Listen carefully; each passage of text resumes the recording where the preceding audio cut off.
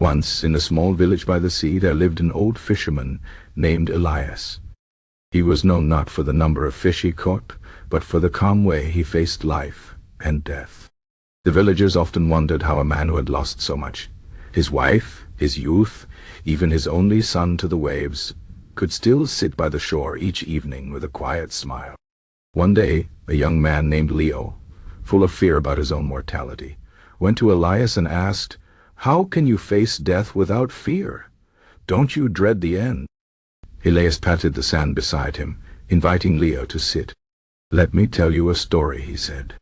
"When I was a boy, my father took me to the cliffs where the seabirds nest.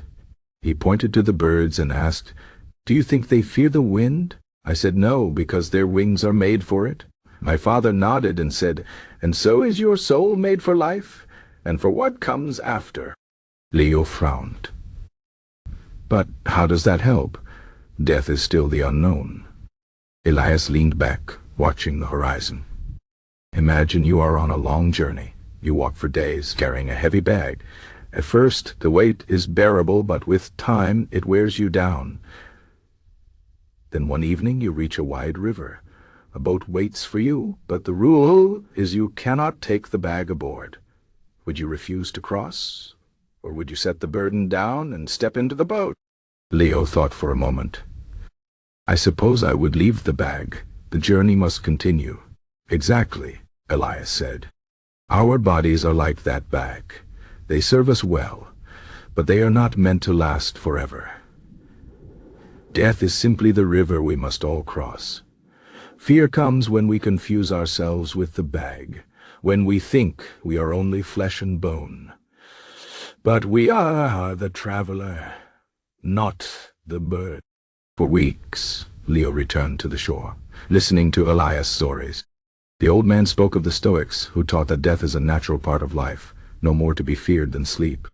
He told him of Socrates, who drank poison calmly, surrounded by friends, because he trusted his soul was eternal. These men were not fearless, Elias explained.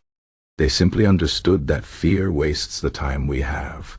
One evening, as the sun dipped below the waves, Elias did not come to the shore. The villagers found him in his hut, lying still, a faint smile on his face. Beside him was a note for Leo. "Do not grieve. I have only set down the bag and stepped into the boat." At first Leo felt the old fear rising, but then he remembered the stories. He walked to the cliffs where the seabirds circled, their wings outstretched against the wind, and for the first time he understood. Death is not the enemy of life, but its companion. To fear it is to fear the tide for rolling out or the sun for setting. Years later, when Leo himself grew old, he sat on the same shore, telling stories to another young man. And when the question came, "How can you face death without fear?" he simply smiled and said, "Let me tell you about a fisherman named Elias."